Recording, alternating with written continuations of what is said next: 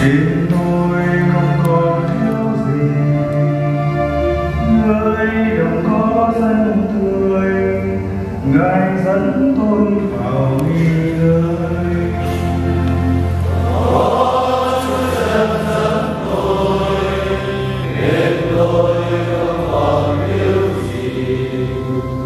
Dẫn tới bên suối trong, cho tôi để bồi dưỡng lại theo đường nẻo công bình.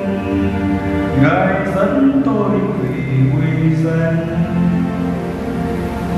Có Chúa dẫn tôi, nên tôi không còn thiếu gì.